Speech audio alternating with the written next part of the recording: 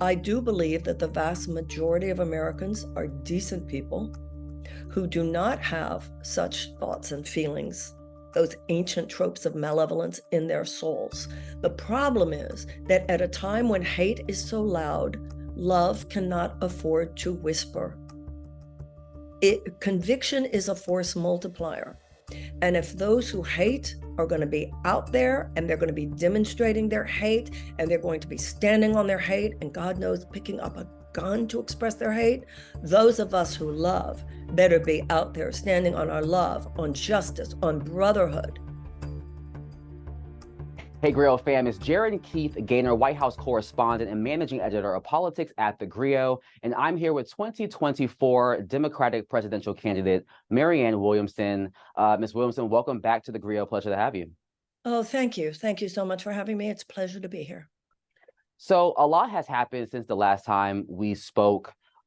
First, President Biden officially announced his reelection campaign in April. And polls have shown that many voters have grown disillusioned by the Biden-Harris administration. Their favorability numbers are pretty low. And there's also been a lot of fascination and scrutiny around the president's age and whether or not he is fit for a second term. What do you make of the scrutiny of the president's age, and does that reluctance help your campaign? Well, I wouldn't want to think of it in personal terms, you know. I don't think there should be anything ageist or mean-spirited here. But at the same time, clearly, that is an increasing conversation. And I think it's a valid conversation. Being president is the most stressful job in the world. And we can see physically the toll it has taken on all those who have served, including himself. And so for the American voter to ask, is this the best person, number one, to put up as our candidate in 2024? And also, is he the best person to take on that stressful job for the next 4 years? It's certainly a valid, legitimate inquiry. And you are running on the Democratic, to be on the Democratic ticket. But the Democratic National Committee and the Biden campaign are essentially one and the same. Can you talk to the challenges that your campaign might be experiencing? How do you break through that wall of the DNC? Well, first of all, the DNC and the Biden administration are not supposed to be one and the same. This is something new. And the fact that they are so overt about it is not good news. Political parties traditionally were meant to stand in the background. The power here is supposed to be in the hands of the electorate. The power is supposed to be in the hands of the people to determine who a nominee will be. Traditionally, the party stood in the back, and then once the nominee was chosen by the people, they stepped in.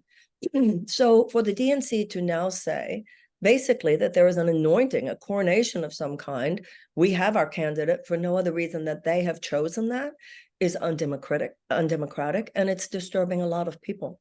In fact, the president does have two opponents. And one of the reasons there should be debates is because, particularly at a time like this, when the stakes are so incredibly high, voters should have the opportunity to hear what their options are. And on the Republican side, former President Donald Trump has been indicted 4 times now in 4 different jurisdictions. And yet polling shows that as far as the Republican base, he is very much still a front runner and very much so still in a good position as far as the Republican ticket. What do you make of the former president still continuing to have these indictments not really harm his campaign? Does that concern you? Well, that's a question for Republicans to answer. But as a Democrat, what concerns me is the fact that given that he has been impeached twice, given all these multiple indictments, the fact that Biden cannot really break 5, 10, 20% percentage points ahead of him. That's what Democrats need to be so concerned about. What the facts that you just articulated mean for Democrats is obviously he will probably be their candidate.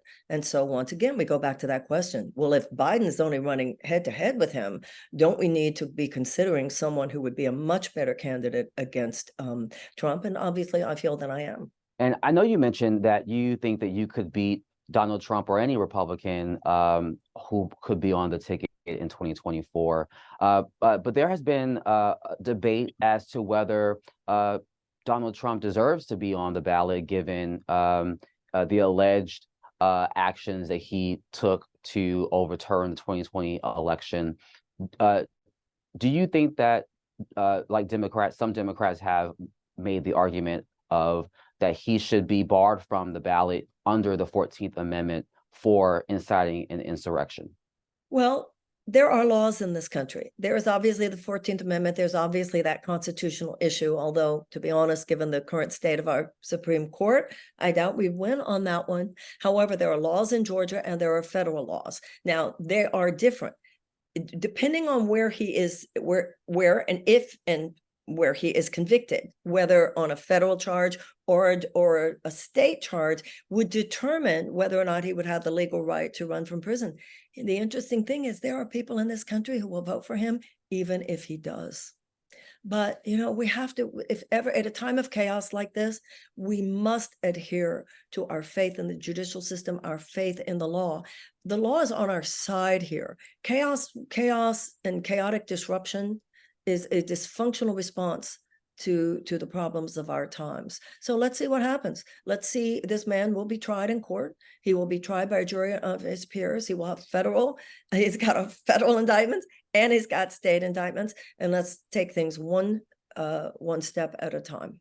And another challenge for President Biden is his son, Hunter Biden, who is likely to be indicted for charges that are unrelated to President Biden, at least according to evidence or lack thereof so far. But Republicans have opened up, or have been talking about opening up, an impeachment inquiry into President Biden. Are Republicans right to seek such an impeachment inquiry? They're going to, it's one of those you do you. Republicans, you do you. That's just what they do. I think what's important in terms of Hunter Biden and of his father, number one, Hunter Biden is not his father. Number two, just as there is a special counsel, Jack Smith, that was the special prosecutor, for Trump, there is also a special prosecutor for Joe Biden, and now there's a special prosecutor for Hunter Biden. It is important that we respect the separation between the judicial system and politics. This has to do with indictments that emanate from a prosecutor that are then agreed upon by a grand jury. And then in the case of the president, the former president, he will be tried by a jury of his peers. And we'll see what happens, whether or not Joe Biden or Hunter Biden are indicted of any crime. Until then, this is not about us having an opinion about it. That's why we have a judicial system. And I think we should all hope, more than anything, regardless what our politics are, regardless what we think about any of these men, we should hope for a fair and just due process within our legal system. That is what we should all be hoping for. And another person has entered the presidential race, and that is Dr. Cornel West, who is running as a third-party candidate for the Green Party. What do you make of Dr. West's campaign, and considering your own challenge of President Biden, do you welcome that, him entering the race? I welcome democracy. And I've known Cornel for years. I consider him an honored colleague. And on most issues, he and I are very, very much aligned. I think every person has to make these decisions inside ourselves. If you're going to run, are you going to run as a Democrat, or are you going to run as third party? I think he has very legitimate reasons for why he's running third. I think I have very legitimate reasons for why I'm running within the Democratic Party. I don't think there's a right or a wrong there. I just hope that people remember that even if you do support Cornel West in the general, you can still vote for me in the primary. I want to talk about the recent murders in Jacksonville, Florida. 3 Black Americans killed by a self-proclaimed white supremacist who was originally trying to enter an HBCU. What do you make of the current state of this country as it relates to race, the anti-Black hate crimes that we continue to see? This is the second such mass shooting, the other one being in Buffalo. What is your plan to address anti-Black hate in particular? I know the last time we spoke, you mentioned that you supported reparations, but is there something else that we should be thinking about legislatively? Well, first of all, let's take the first part of your question, which is, what do I feel about the state of things? I feel devastated. I think we should all feel devastated. There were pictures on the internet recently of on a highway overpass, and these are happening pretty regularly now, Nazi meetings, people giving the Nazi salute, lined up, full on Nazis, flags with swastikas. This is extremely dangerous for our country. I'm a Jew. I understand what it feels like to have your blood turn cold when you see that kinds of things. When I was growing up, it's not like there weren't any racists and there weren't any anti-Semites and there weren't any homophobes and there weren't any bigots. Of course there were.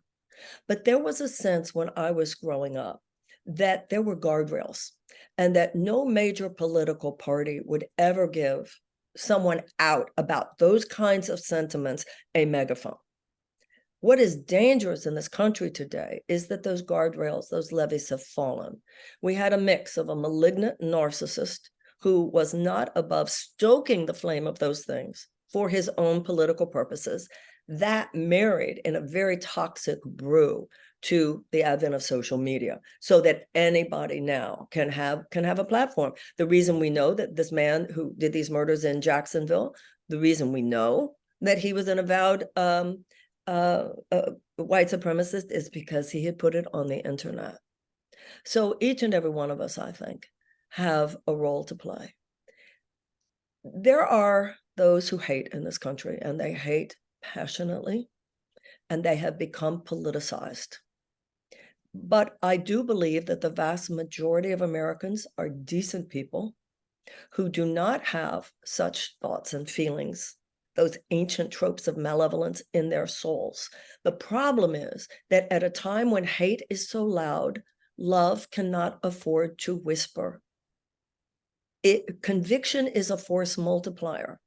And if those who hate are going to be out there and they're going to be demonstrating their hate and they're going to be standing on their hate and God knows picking up a gun to express their hate, those of us who love better be out there standing on our love, on justice, on brotherhood. And our not weapon, but conduit for effectuating our worldview is public policy, among other things. And when you have a situation where poverty and economic injustice has such a toxic prevalence within American society, this not only keeps some people shackled by economic conditions, but it actually becomes a petri dish out of which the kind of societal dysfunction, such as Nazism, such as white supremacy, actually almost inevitably occur. So I see it as a warning signal. I think none of us should kid ourselves. It's happening. It's not something that might happen. It's happening. They're killing Black people. They're shooting people at synagogues. This is serious stuff now. It is happening. And to me, it is a sign to each and every one of us to step up, not only in terms of the purification of our own hearts, but also in terms of politically creating a society in which those forces simply do not have so much power. We're not going to get rid of them in our lifetime, but we can make them like asymptomatic the way they once were to a large extent earlier in my lifetime. But in terms of policy, should there be maybe an anti-Black hate crime similar to absolutely. And there are hate crimes, of course. There are hate crimes, and there is hate crime legislation, obviously. Another thing that happens in a lot of these cases, such as with the murders in Jacksonville, we now know how much of this vile extreme right-wing terrorism is going on the internet. And we know that there are factors within the FBI and so forth that are trying to monitor this. It's so overwhelming, however. In a lot of these cases, they actually do find that the person is saying. They actually try to get to the place and they don't get there in time. There have been those cases. So at this point, we need to give massive resources, but we also need in our schools, in our, at our dinner tables, we need to be teaching our children We need to be explaining things, give a better education to our children. You know, I see those men in that Nazi line on that highway overpass. Part of my agenda is, of course, reparations for slavery, simply because I feel the United States has a debt to pay, and also on the issue of police reform. As president, I would bring Cory Booker and Tim Scott into the Oval Office. I would say you can bring whoever you want, but we're not leaving here until we have hashed out nonpartisan legislation on fundamental police reform. We need this. So even though legislative transactional issues like reparations will not of itself end white supremacy, I believe that it will make a fundamentally interrupted pattern of a very toxic relationship between the races in this country that is based on the fact that a debt has not been paid. And if we are going to create our task, our moral, political, economic, and social task is to create a society where Nazis, nobody would even listen to those people because no one would be attracted to them. Moving on to another policy issue, really what is a crisis, the climate crisis, as we saw with the wildfires in Maui, the impacts of Hurricane Idalia in Florida and Georgia and North Carolina. Obviously, President Biden signed into law an historic amount of investment in to address the climate crisis. But activists say that $369 billion is simply not enough. Do you have a plan, and what do you think should be the course of action to address this crisis, given the fact that it's also becoming an economic issue because it's so expensive now, because we are now spending money to try to repair the damage of climate crisis? In terms of the president and climate, yeah, the critics of the president are absolutely correct. $369 billion of healthy investments, admittedly healthy investments in green energy, are tiny compared to what is needed now. The first thing I will do is declare a climate emergency. It's not enough to invest in green energy if you are continuing to invest in dirty energy. So the president has given more oil drilling permits even than Donald Trump did. And he has approved the Willow project, which is an oil drilling extraction project, $8 billion, ConocoPhillips, on the North Slopes of Alaska. If you put the expenditure that is given to big oil with the Willow project and with those drilling permits, then you add to that the obviously overbloated defense budget, by which the United States defense establishment is the single largest emitter of carbon on the planet on an institutional level. You've completely nullified all of the efforts that the president's plan makes in terms of investments in green. It's not enough to invest in clean if you continue to invest in such a gargantuan way on dirty. This has got to stop. This is not the time to be ramping up fossil fuel extraction. This is the time to be ramping down fossil fuel extraction. All of the storms, all of the floods, all of the fires, all of the the horrors of climate catastrophe that we were warned about are happening now. We're already at a point now, all we can do is mitigate. So we must mitigate now. And in my administration, we would move into a mass mobilization for a just transition from dirty energy to clean energy. And this, by the way, will create millions of jobs. This will not be to the detriment of our economy. As you said, what's to the detriment of our economy is to remain the way we are. And lastly, as a Democratic presidential candidate, I would imagine you would love the opportunity to debate President Biden and the other Democratic candidate in this race. Do you think that you'll ever get that opportunity? I'll tell you this, people are not happy about what's going on.